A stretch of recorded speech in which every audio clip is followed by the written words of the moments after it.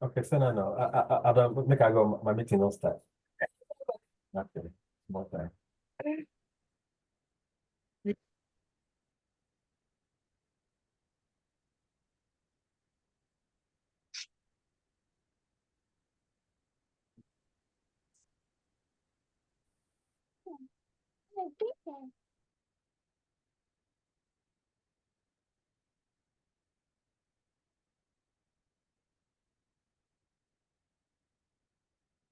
Hi, everyone. We're going to wait for a couple more minutes while everybody gets in, and then we'll get started. Thanks, everybody, for joining us tonight.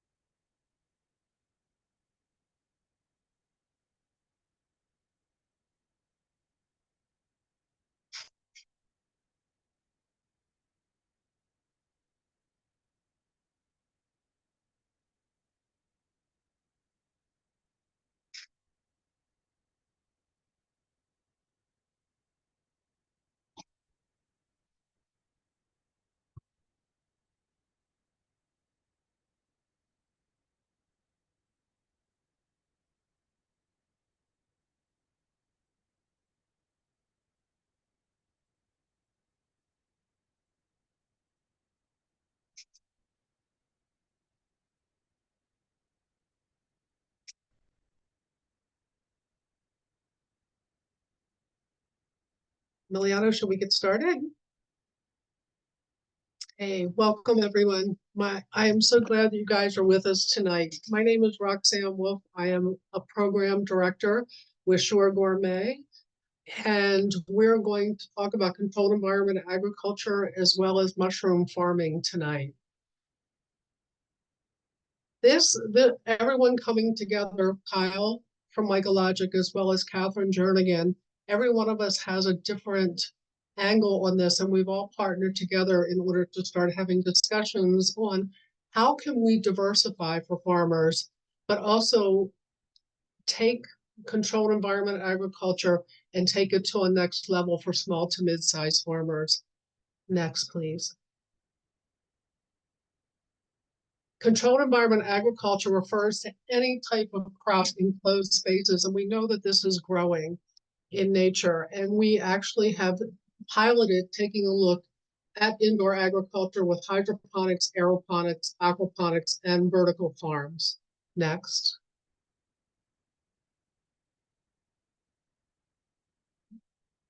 What is CEA? Today's consumers really do want a demand of a diet that includes high quality fruits and vegetables. And I think during COVID, what we totally understood was that we were not food resilient for the areas. We weren't able to get food, and then it was set up for so long in different places that the nutritional value was really poor. And with environmental changes and local resiliency, we have to start being able to grow different products, niche products in different areas. Next. We know that controlled environment agriculture works when we take a place. Look at the Netherlands. The Netherlands is a pretty cold place, and they are actually the second largest exporter of agriculture and doing 111 billion in 2017. And this is including fruits, vegetables, and flowers. So they are they're not only helping their population, but also the rest of the world as well. Next.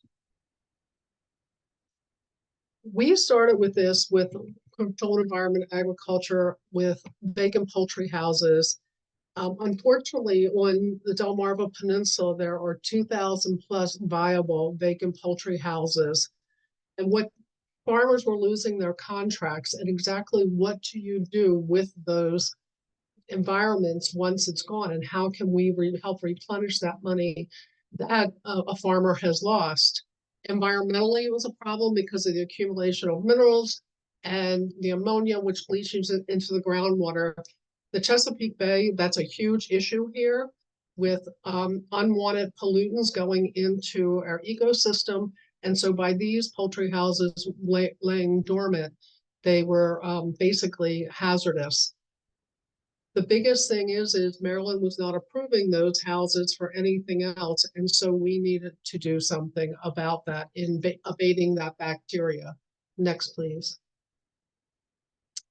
This is a poultry house before bacterial abatement. It's like, it was full of all kinds of E. coli, salmonella, every other bacteria that you can take a look at. But how do you change something like that? So we needed to come up with a protocol. And we work with the University of Delaware in order to do this. We're seeing that more and more poultry, as well as and nationwide, and I think some of my other speakers will agree, whether it's sheep or whether it's cows, we're seeing a lot of vacant spaces like this. And how do we repurpose them so that therefore it can be beneficial to the farmer as well as to the consumer? Next, please. We worked with the University of Delaware, and here is the site actually to be able to take a look at that abatement protocol. And we studied it with Gordon Johnson from University of Delaware at a farm in Ridgely, Maryland at Verlina Farms. Next. And this is exactly what that house looked like. We totally sealed that house with a vapor barrier. We got the bacteria out of there and had it tested. And we also started to grow in there. Next, please. We really, our food is medicine right now, and nutraceuticals like spirulina, baby ginger, Chinese herbs, we all piloted that in that poultry house to just pilot it. Can we do it? And we wanted to pick niche crops where they were in great need, but also many of them come from overseas. And we know that getting nutraceutical crops from here is much more advantageous because people would rather have things from the United States than they would from, let's say, China. And we're going to talk tonight about, we did install a chamber with Mycologic to be able to prove that we could grow mushrooms. And that's why we decided we're going to talk on mushrooms tonight, because it's been very successful in doing that. Next. This is the mushroom market. It's 49.8 billion in 2021, and it's continuing to grow because not only for the gourmet aspect of it, but also for the nutraceutical part of it. Next. Mushrooms are very beneficial to consumers, and here are all the great things that it does. And we're finding more and more seniors in particular are starting to use a lot of these mushrooms in their coffees and their teas and things like that because of all these great things that they do. But they're great for anyone who wants to have that nutraceutical benefit. Next. This is the chamber. This is the Mycologic chamber. And I'll let Kyle go into more detail about exactly what this does. But we decided we were going to grow lion's mane because lion's mane, particularly for, and I am actually a testament to lion's mane to give you more mental acuity, but also has a lot of other benefits. So that is why we grew lion's mane. Next. And this is lion's mane growing in that house, in that chamber. The beauty of this was we were able to take part of the house at a time. And so a farmer can actually grow into it by starting small and letting the profitability of one chamber go into another chamber. Next, please. Value-added products. And taking a look at any crop, we always look at value-added products because the possibilities, particularly with mushrooms, are endless. Coffees, teas, tinctures, jerkies, all of these things we're starting to see all over the place. I mean, I think everybody has seen Rise Coffee. We're starting to see, and so if a farmer wants to grow it, that's great, but they can also make money and more profitability off of adding a value-added product to their facility. Next, that's it.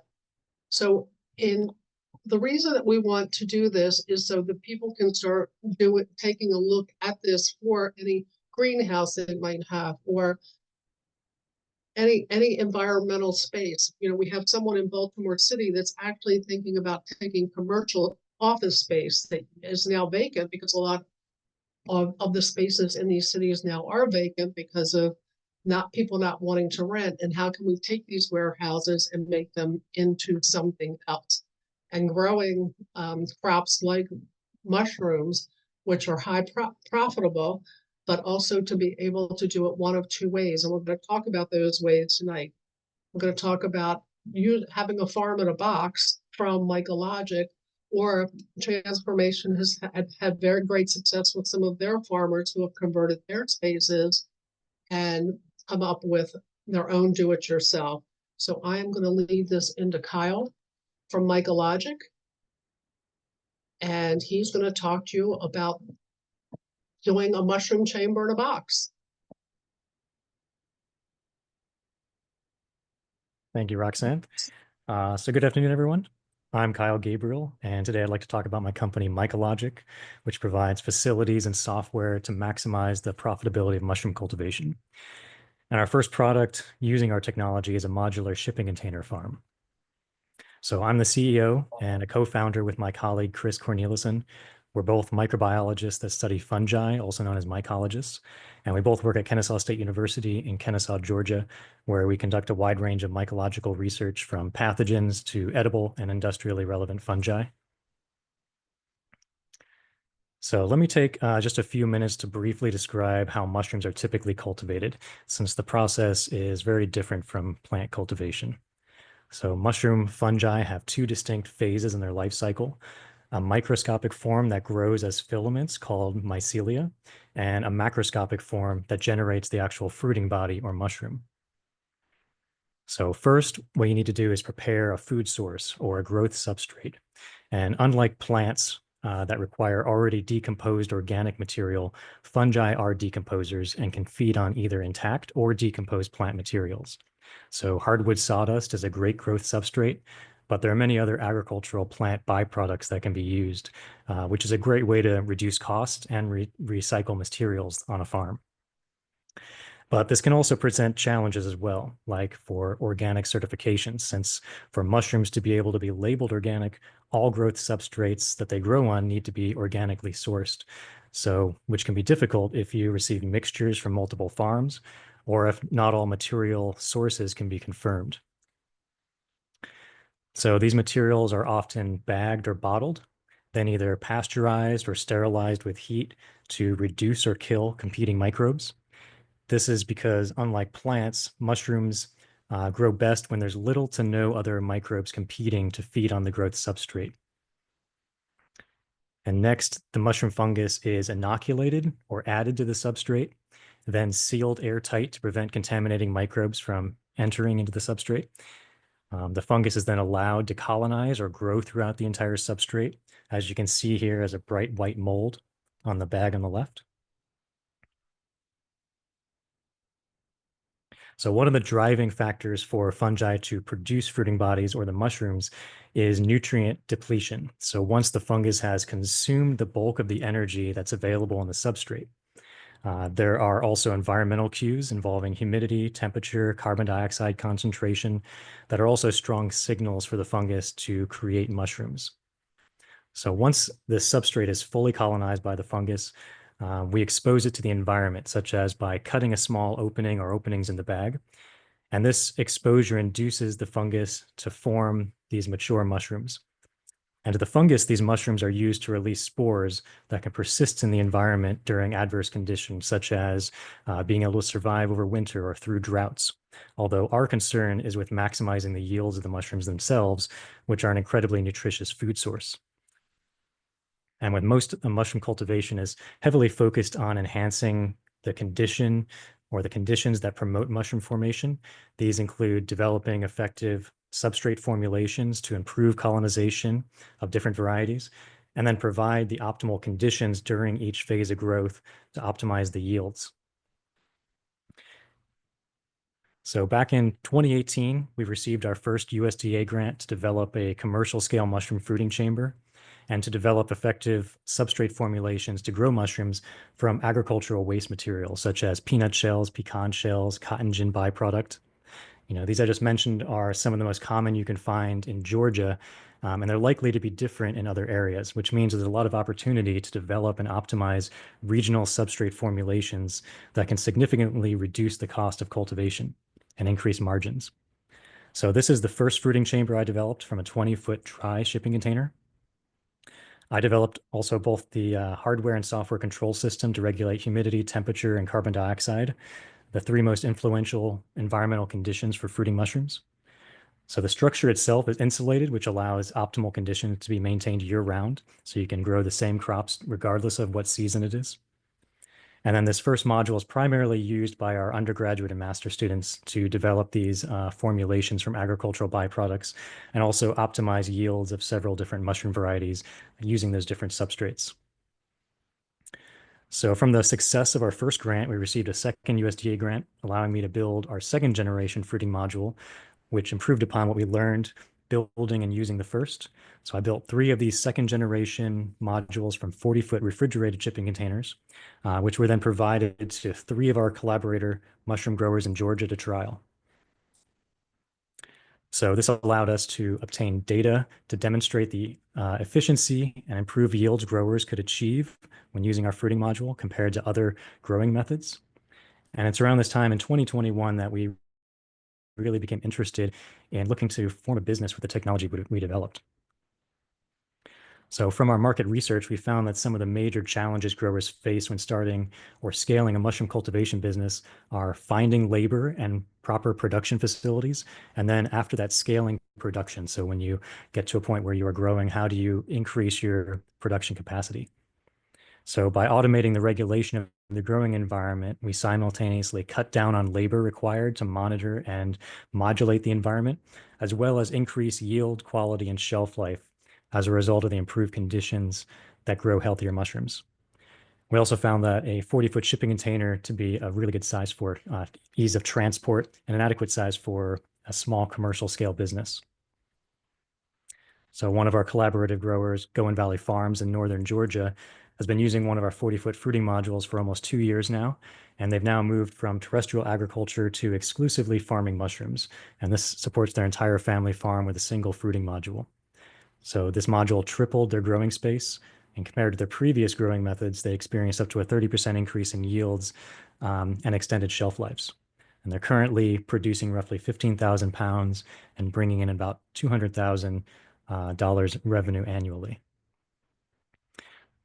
So what is this module? We're currently fabricating our 3rd generation fruiting module, which now incorporates about 6 years of R&D and use. This consists of a 40-foot insulated shipping container. It contains an 8-by-8-foot vestibule. So this is used as a staging area to both reduce the likelihood of insect and microbial contaminants entering the fruiting chamber, as well as to put on gloves, masks, other protective equipment, and do other tasks. Through the next door, you enter into the fruiting room, which has approximately a 30-by-8-foot grow space. All interior surfaces are hermetically sealed and easy to clean. There's a 2-stage air filtration system for the room air to remove spores and contaminants, as well as filtration of the air brought in from the outside. Heating and cooling is provided by an efficient heat pump, and then humidification via an industrial humidifier. We also have electronic intake and exhaust dampers with speed-controlled fans. This allows us to have precise airflow control to remove that carbon dioxide buildup, as well as conserve the energy that's used to heat, cool, and humidify the space. So another product we're currently developing addresses the challenges that many growers face when wanting to produce their own substrate to increase their margins, but lack the adequate facilities or equipment. So in the same 40-foot footprint, we've developed an entire substrate processing facility. So with these 4 rooms, with substrate mixing, sterilization, inoculation, and colonization, you can go through the entire process of taking raw substrate and produce colonized substrate that can be used to fruit mushrooms. So within the first room, the substrate room, this can be a mixer for mixing various substrates with water to hydrate it to make the formulations. You could also bag your substrate in this room. The next room for sterilization has a steam generator for pasteurizing the substrate bags. The next room is essentially a laboratory, which you can inoculate and do a number of other types of work with fungal cultures. It has HEPA-filtered air and a flow hood for inoculating substrate. And last, the colonization room is where you can store the substrate while it's being colonized before you can actually take it to the fruiting chamber. So once the substrate is colonized, the substrate is moved to the fruiting module and the mushrooms can be fruited. And this is designed to be able to produce enough colonized substrate for 1 to 3 of these 40-foot fruiting modules. Although you can increase the use of this, you'd have to expand your colonization space because you're sort of limited with the space that you have in this module. Now, one of the major features of this is how it handles airflow, which is pretty important when you have a laboratory as a consideration. So this utilizes 4 air conditioner cassettes and fresh HEPA filtered air for each air intake. So this creates positive pressure in each room. And this enables the laboratory room to maintain a clean and contaminant-free environment for working with pure mushroom cultures. So the positive pressure creates an airflow that travels outward from the laboratory through each room and eventually leading to the exhaust louvers on each of the module. And since different growers have different needs, the last product we're currently working on, which is at a very early stage, is a modular fruiting room constructed from insulated metal panels. So the use of these IMPs allow for a variety of different size grow rooms to be created. So these can be constructed either indoors or outdoors, but does require a concrete foundation.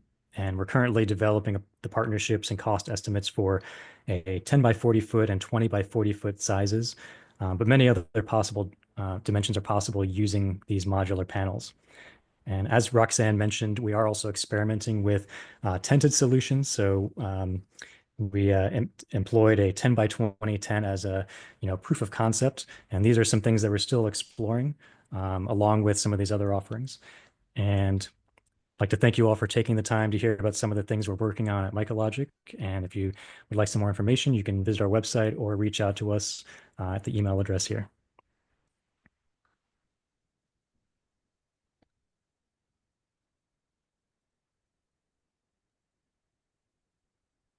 And now we're going to have Katherine from Transfarmation to be able to discuss some of the farmers that they have who have done it themselves in order to give you different options and in order to be able to take a look at which system might work best for you. So Katherine, I will leave it to you. Awesome. Thanks so much, Roxanne. Yes, my name is Katherine Jernigan. I am the Farmer Outreach Manager for an organization called the Transfarmation Project. And yeah, today I would love to tell you a little bit more about our organization, how we work with farmers, and also overview some of the resources that we have for specialty mushroom farming. So Transfarmation is at its core a project that supports farmers transitioning out of industrial animal agriculture. We do this by providing one-on-one consulting. We create crop guides and enterprise budgets for farmers, and we have a program of research and innovation grants where we can actually fund pilot projects on farms. And while those direct services are limited to farmers that are transitioning out of CAFO farming, all of our resources and all of our documents are always available to everyone for free. So we're very committed to sharing what we learn, whether you're an animal farmer or not. Maybe you're just interested in mushrooms on your farm. All of these materials are available to you.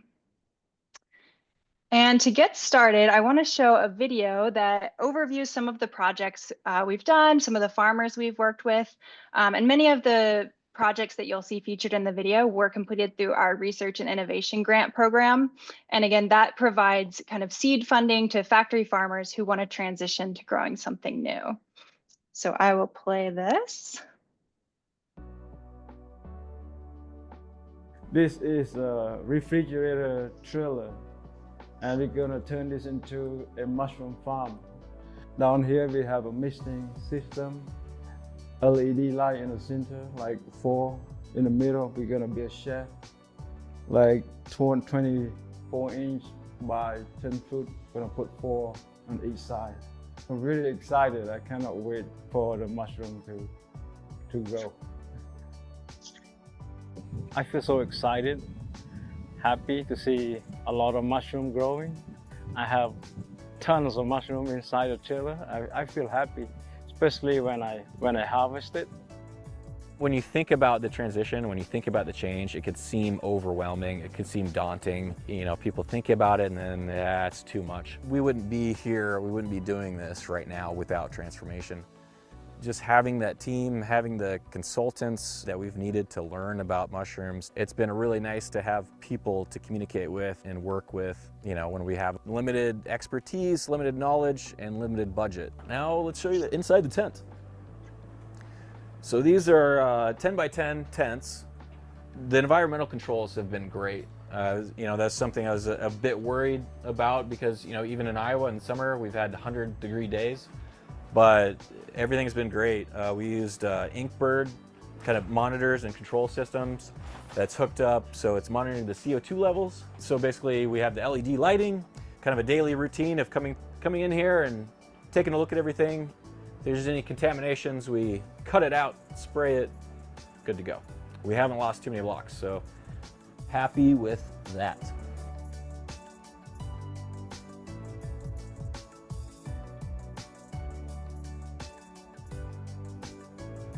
I think the whole thing is, you know, we've talked about before how it was a transformation. It wasn't just me transitioning into mushrooms. It was like my whole soul was transformed. Yeah, it's been really heartening to see you become a happier person. And you're healthier. Yeah, definitely healthier. Mentally, yeah. physically, financially, everything. Everything. Yeah, we're in a way better place than when you met me in 2014.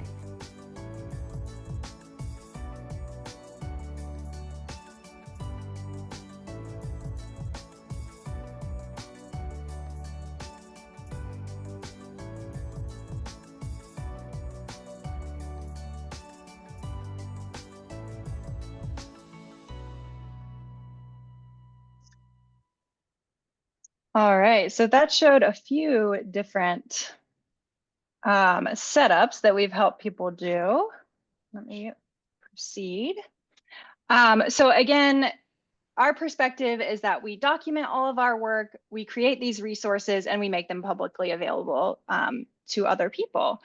So my goal today is to overview the resources that we have so you can dive more into the ones that interest you later. So I'm just going to give kind of a highlight reel of our resources, where to find them, give you a taste, an idea of what we have.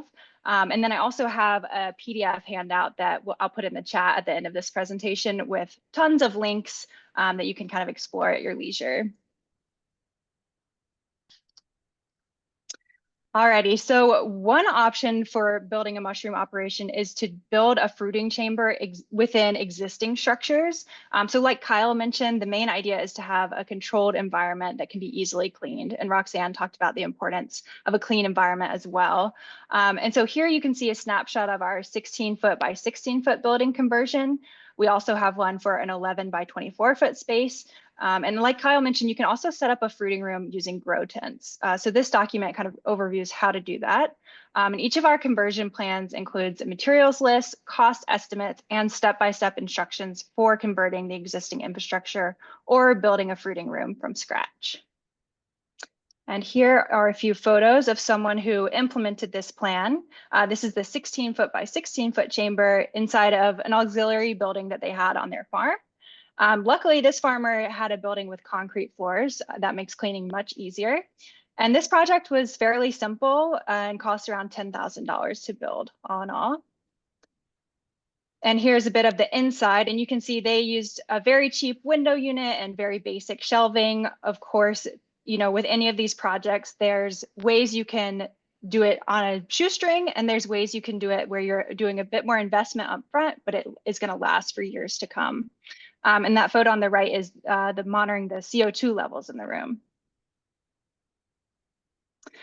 We also have resources on shipping container cultivation, which Kyle mentioned. These containers make a great space for growing mushrooms.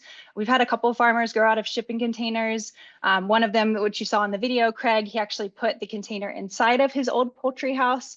And you can really break it down however you like. You can use the entire chamber for fruiting or the entire container for fruiting. You can break it up like Kyle mentioned and include a lab, an incubation chamber, equipment room. There's a lot of options, and a shipping container is really a blank slate. So here's a photo of Craig Watts's shipping container that was featured in the video. So this is sitting inside of his poultry house. And as you can see, this photo is from when he first launched his project, and he has a lot of room to expand in here. It's not full. It's not full of shelves. It's, you know, very basic and just getting started, but lots of opportunity to expand on this concept, formalize it a bit more, and increase that production. And for Craig, when he purchased his shipping container, it was in 2022, and all the materials were pretty high, and he ended up spending about $15,000. Then I've got one more container example. This is farmer Tom Lim, and he actually broke the shipping container into 2 rooms. One is an auxiliary room in the front where he has a climate controlled space for storage and kind of a mini office. He weighs all of his mushrooms there and tracks his harvests. And then the rest is fruiting, and you can see he has nice shelves in there. And Tom's build was a bit more thorough, and he included a very powerful HVAC system that can actually hook up another trailer to it. And his project cost was around $30,000. And here you can see the result, Tom's beautiful mushrooms and dropping them off at the Sandhills Farm to Table CSA. And he also uses really cute branding and packaging. And I just note that because we also have resources on thinking through those aspects of the farm as well.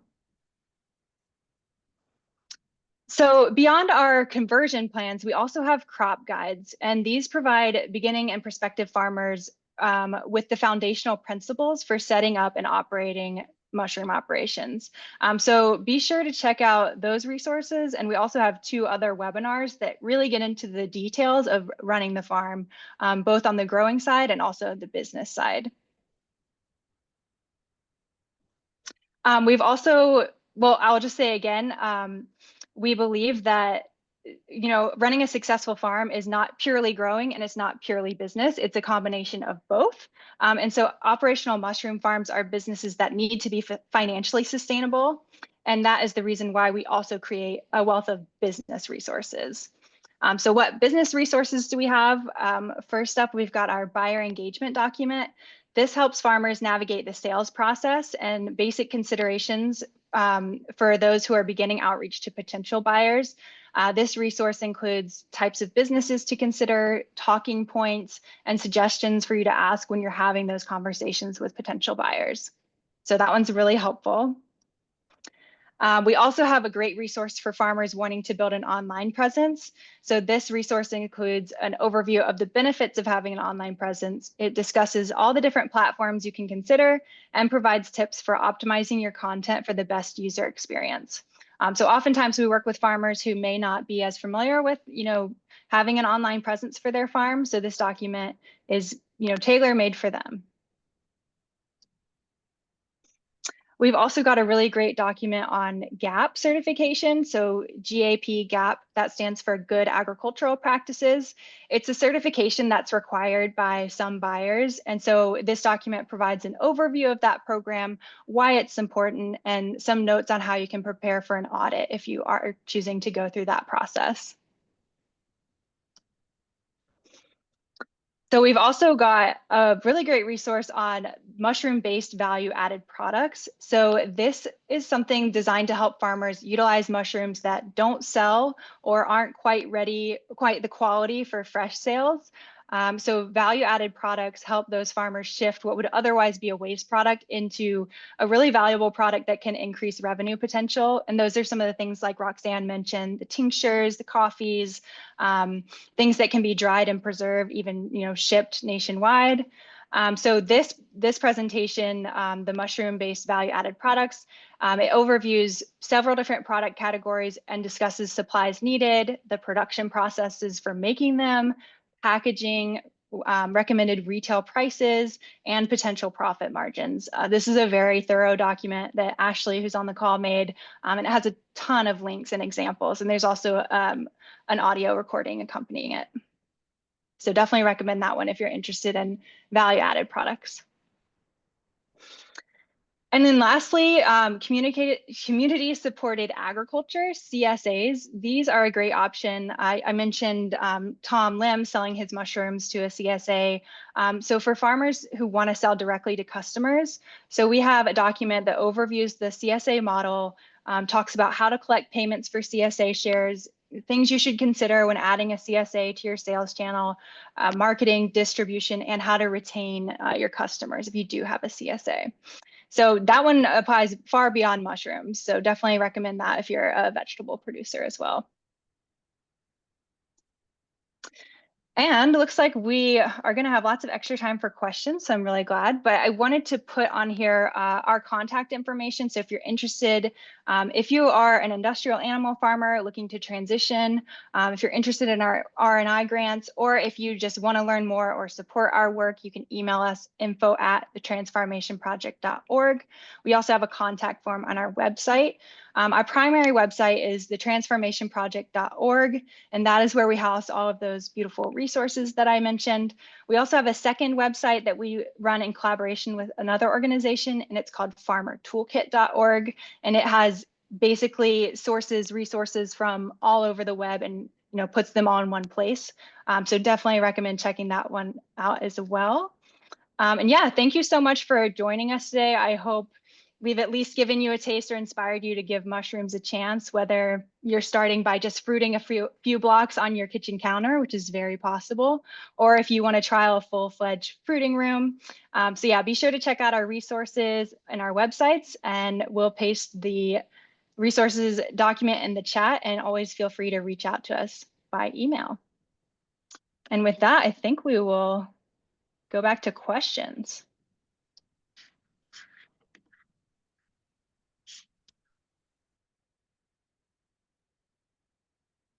Well, it looks like Kyle's been answering a lot of the questions in real time. The only one I don't think I saw an answer to was from Ari. Can a pre-assembled sea container be procured from freight farms? I'm not familiar with that company, but if anybody knows anything about that.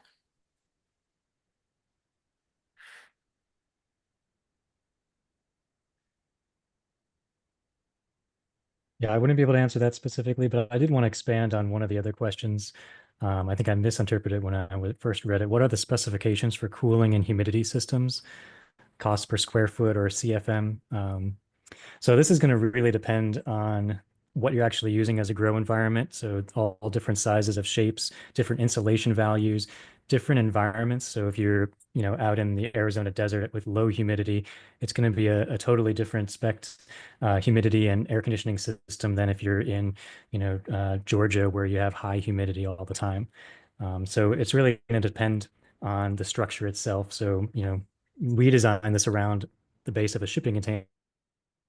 And so we understand that we can insulate it to a certain degree, and that we are sort of rating it for the lower 48 states of the United States. So you can go as high north as Maine, as low as Florida, and we believe it's going to be able to perform optimally. Now, if you move the same thing into Alaska, you're probably not going to have the same performance, because of the insulation value would need to be increased to be able to maintain that internal environment, because you're constantly at a battle with trying to remove the buildup of CO2. So mushrooms and fungi like us consume oxygen and produce CO2, and it, like us, becomes toxic at higher concentrations and will decrease your potential yields. So you have to exhaust that CO2, and in the process, you have to bring in the external air. And that's going to depend on the season, whether it's going to be humid or it's going to be hot.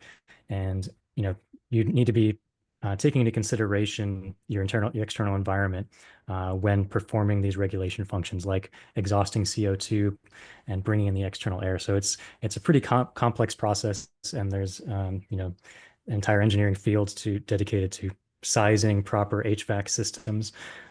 So it's going to be a difficult question to answer unless you have specifics about the growing environment and the location that it's in.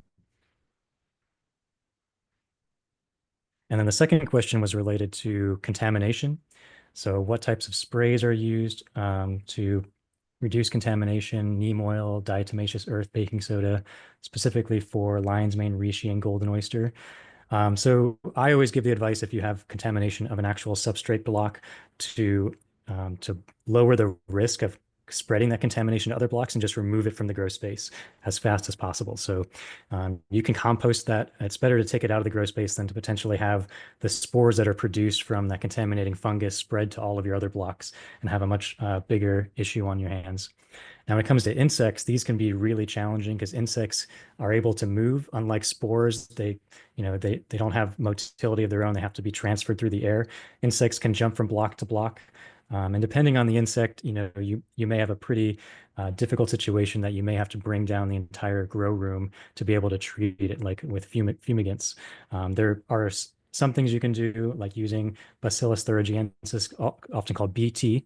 That's most insects are going to be susceptible when they consume that, but they also have to consume that for that to have an effect. Diatomaceous earth is also good. That is something that actually gets between the joints in their exoskeleton, so they don't have to consume it for it to have the effect of killing the insect.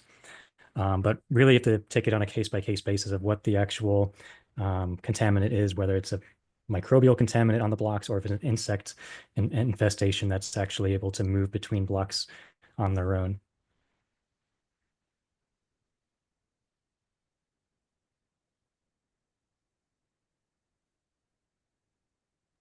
I think there's a follow-up question about what is the most common insect that you would see in these kinds of farms? That's going to be gnats. So I think they're called mushroom gnats. They're very small. They fly, so they can easily jump from one block to another. They lay lots of eggs very quickly. But you can mitigate these with fly traps. There's a lot of different types of adhesive papers that have attractants on them. And so it's usually recommended that you hang these in there as a precautionary measure because it's not a question of if, it's just a matter of when they actually appear. And so they're also very difficult to prevent from getting in.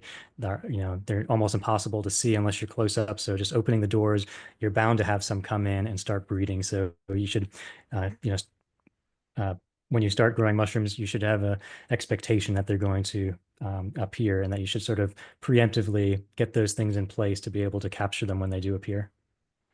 There are also mites that can appear, which are a lot more difficult to control. They're also very small, microscopic, and they're difficult to detect. We had one of our collaborative growers had to take down their entire grow module to handle a mite infestation recently. But good news is they handled it, and now they're back into their normal operation again, and it had a minimal downtime of about a week. I'm going to move on to Rob's question. Rob, do you want to come off mute and ask your question? Sure, that'd be fine. Thank you guys for having me. Yeah, first note is I'm very grateful for all the information you're putting out. Thank you for all these resources and sharing what you've learned. Quick background, I'm down in Wilmington, North Carolina, and I just started my first grow and just hit our first market yesterday and again today. So we're moving a little bit of product. We're very small scale. I bootstrapped it in a auxiliary building, I guess you'd say, kind of a murder barn situation. Actually, that came with the house, but it's got a concrete floor, and I used two grow tents, 5x5 for the clean room, and an 8x8 for the budding chamber. Everything else is just taking place in the shed. So I'm really glad, and I'm finding you guys at the right time. My question is, when you harvest, what do you harvest into? What's the best way to transport and store? Obviously, you want to store the product at cool temperatures. We've been using paper bags, like grocery bags, and our products get damaged. The caps we grow a pink, white, and blue oyster and lion's mane. So I know that's not quite what you guys were presenting on today, but who better to ask than you guys with so much mushroom experience? And keep my products looking good, so when I take them to market, they fly off the shelves. Yeah, so paper bags are great. You want to avoid plastics at all cost. I would recommend cardboard. It's going to be rigid. It's going to retain the shape, and so you can also stack them, and you don't have to worry about with bags. Something coming into contact can crush the mushrooms. Lion's mane are way more hardy than the fragile oyster mushrooms. So you don't want to make the boxes too tall because you're going to be stacking mushrooms on top of each other. That can also damage them. But definitely try.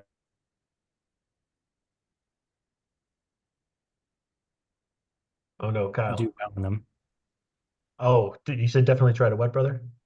You can use wax coated cardboard or non-coated. They perform equally well.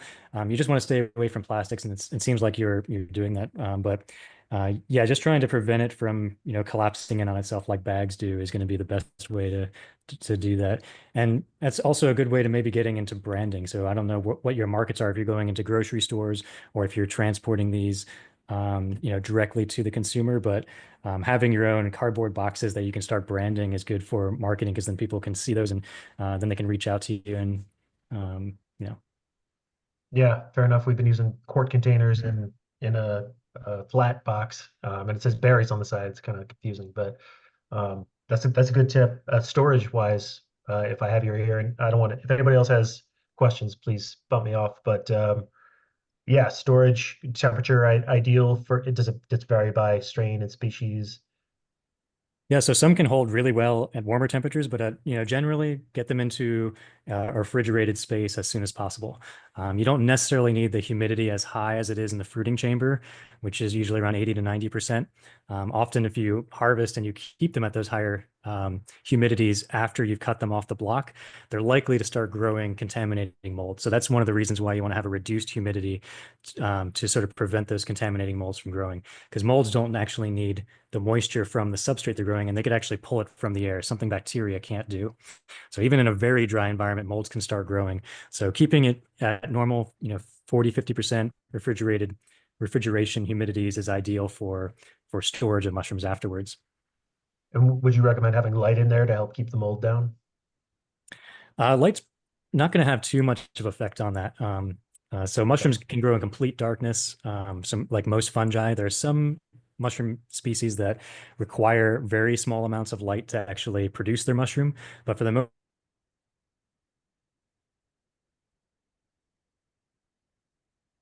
density, that would actually inhibit mold growth, because you're probably going to be causing, other issues and using a lot of electricity. So light's probably not going to be a good control mechanism. Usually keeping the temperature low and the humidity lower than your fruiting chamber is going to be the best two conditions to try to control. And that's usually what occurs in a cool room anyway. I don't know what type of setup you have, but most refrigeration spaces are at sort of that median humidity and not really too high. Yeah, we've got a walk in. It's just busted right now, so I need to sell some mushrooms to fix that. But how long would you keep product in the fridge broadly? I know that'll probably vary as well, like type of mushroom. Yeah, some are really sensitive, and they're only going to hold for maybe a week at most. Some can last a couple weeks. I would try to get it out to market as quick as possible. But I would say, a couple days in refrigeration before you start to move it is acceptable. It's really going to depend on like what you actually see, because it's going to be species dependent and to some degree strain dependent, depending on what their optimal temperature is, for growing. And so you'll have to just see, how long you can keep it before you can take it to the customer, and then get the feedback from the customer, because they're going to be storing it for a period after that. So the quicker you can get it to them, the longer it's going to last, in on their shelf. That's a fair point. Yeah, time to harvest is something we're learning. Can I ask you, did you say in the budding chamber to not have light? Because we have a grow light on in there. No, I don't think there's any That issue with light. encourages- I was just mentioning the type of the intensity of light you would need to actually control mold growth is sort of something you don't want. It would be very intense lighting. But for lighting inside the grow chamber or the fruiting chamber, light is typically going to enhance any colors that are forming in the mushroom. So if you take like a gray oyster and you grow one in complete darkness, it's going to be almost completely white. Whereas if you add some light to it, it's going to get dark, depending on the intensity of light. So the more intense the light is, the more dark it's going to be. So this can be really good for oysters that have sort of a green or blue color. It's going to make them more desirable to, restaurants and people that see them in the market when they compare them to other similar oysters. And that's also hormone D or vitamin D that they're producing as a part of that, like us, how we produce vitamin D in our skin from sunlight contacting our skin. That's how mushrooms produce those pigments. They're also producing vitamin D as well. So that's one of the sources of vitamin D that you can get through nature that you often, don't get with plants, is you can get those with mushrooms that have been exposed to light, and they produce those very dark melanins and vitamin D and such. Wow. So like us, they have an immune system then. They're reacting that way. To some degree. So those chemicals are produced in response to the light. So pigments in general have a protective effect. So when there's a lot of UV radiation that causes DNA damage to the mushroom, as a protective mechanism, it produces those pigments to prevent that light from damaging the DNA further. But it's also producing hormone D as an effect. I'm not too familiar with how mushrooms utilize hormone D or vitamin D, but when we consume it, it actually is an immune modulator to us. Okay, got it. And I know Isaac has a question. I'm sorry, Ashley.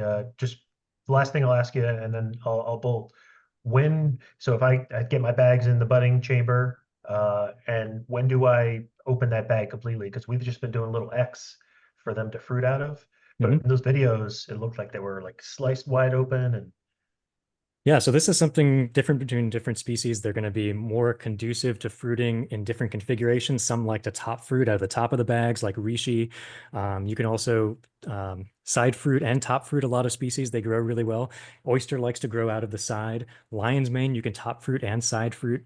But it's something that is something to experiment with and see what the fruiting bodies look like, because you may find that you like the look, or your customers like the look of how lion's mane top fruits more than side fruiting, or you can split it half and half and have, the same species looking different. And so, that could be something where they look at it and they say, oh, that's a different species. I might want to try both of those instead of, buying a single, product that you have. So I would say experiment with it and see what you like and what your customers like.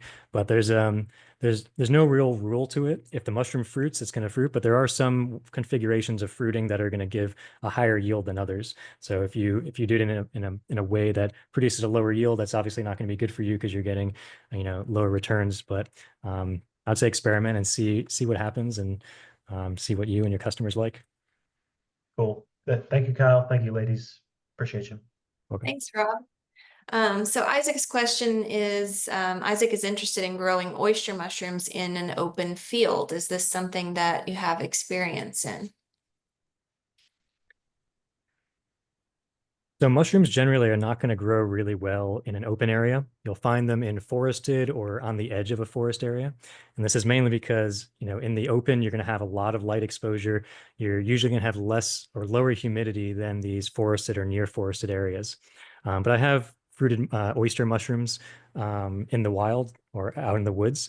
And usually you want to find a nice, somewhat shaded area that is going to have a relatively high humidity. It doesn't mean you can't find an area that there's tall grass out in an open area. And if there happens to be a fallen log or whatever you're using as your substrate to grow it, that you can get them to grow out there. But usually when you have lower amounts of light and higher humidity environments, you're going to get higher or larger flushes or larger yields out of what you're fruiting. I don't see any more questions, but I was wondering, Kyle, did you happen to say what temperature refrigeration you would recommend? So 4 degrees Celsius is usually the standard for refrigeration. And it could, there's some species that they grow in tropical environments, and that these lower temperatures, even, they'll probably store pretty well. You can also increase the temperature that you store them at, and they'll still hold pretty well. But most species, putting them as cold as you can without freezing is going to be sort of the best approach. And 4 Celsius is usually the standard for most refrigeration rooms. On that note, I do just want to bring up, I think one of the big hurdles or pitfalls we see farmers that are just getting started fall into is not having a backup plan for any mushrooms they can't sell immediately. Like Kyle mentioned, they do have a pretty short shelf life, and you need to account for your storing it in your fridge, and then transport, customer purchasing, storing in their own fridge, time at the store in between. And so would highly recommend, if you are getting started, purchasing even a super small dehydrator or something where you are able to process any mushrooms that you can't sell fresh. Dehydrating is the best way to go, and definitely have that set up before you start growing if you are growing to sell, because we've seen a lot of farmers kind of get into that, and you suddenly have all these mushrooms on your hand with nowhere to send them. So definitely important to be thinking about, if you are producing for sale, think about, if you don't have buyers secured, what are you going to do with that product? Yeah, it's an excellent point. There's also a lot of other products that you can make. You can make tinctures, you can dry them, sell them just dried, you can dry them and powderize them. There's a big thing with additives to coffee, with like lion's mane mushrooms, for instance. So there's a lot of different products you can make that are not necessarily using fresh mushrooms. Now, although fresh mushrooms are going to get you the highest price point, dried mushrooms are going to store indefinitely and be a lot easier to transport, because you're removing about 95 or 90 to 95% water weight. So it makes it very easy to turn into other products, and at your leisure be able to sell them at a slower pace. Ray, I see your question around how to identify a market for dehydrated mushrooms. I don't know if you can say more about that. We have one farmer who is getting into online sales. So he's doing a lot of Instagram promotion, Facebook promotion, then has a website as well. Another farmer has been dehydrating just the whole mushrooms. So the online farmer is doing more tinctures and coffees and that kind of thing. But then another farmer is doing more whole dehydrated mushrooms and just packaging those in a little Ziploc pouch. And I believe there's been some interest from that CSA that he's selling into for those. So I really think it's just a matter of asking questions, making phone calls, inquiring. You might have a local farmers market that would do well at as well. So it just kind of depends on your area and who the buyers are for that. Yeah, and actually the farmer that we worked with on the poultry house, actually freeze drying, and it's underutilized, quite honestly, because it, maintains a lot of the nutrient value. But in addition to that, it lasts longer sometimes than dehydration. But it was freeze drying it, and I actually take it and put it in my coffee or my smoothie or whatever every morning. So that's a way to also be able to sell it, because doing tinctures is kind of an involved thing. But freeze drying, and you can buy one of those small freeze dryers. They're not inexpensive. Dehydration, obviously, if you use an oven or something like that, you can start off and be much more inexpensive in doing that. Rob asked me, when you say just dried versus hydrated, what do you mean? So when I said just dried, I was merely making a distinction between, so drying and dehydrating, I'm using the same sense here. But when I say just dried, I'm referring to you can actually still see the full mushroom in its dried form versus taking that dried mushroom and then using a coffee grinder or some sort of grinder and turning it into a powder, which would be more amenable to putting into, like Roxanne said, coffee or a smoothie. Now there are some considerations with that. They're both dried, but as the more you get from a recognizable fresh mushroom, people become more skeptical because there are, counterfeit things being sold. And when it's in a powdered form, it's very difficult to tell what it actually was. When if you look at an actual dried whole mushroom, you can reasonably tell if it's a lion's mane or oyster. So that's a consideration when producing different products. And Roxanne mentioned the tinctures. There are some mushrooms that you really only can make tinctures from. For instance, reishi is a very woody mushroom. It's not something you would typically consume by eating or even drying and adding. So making a tincture out of it is a way to extract those medicinally relevant chemicals without actually having to eat that very woody cellulosic material that reishis produce. But reishi will give you a beautiful sleep. I mean, what a great mushroom. Because I do it in the tincture actually. So, but well, we are at 7 o'clock, and I hope that this is the first time we've all done this together. And so I hope it was informative and gave you other things to start taking a look at opportunities for some of your controlled environment agriculture endeavors and diversification with your farm or starting something new. So thank you all very much, and I hope we'll see you soon.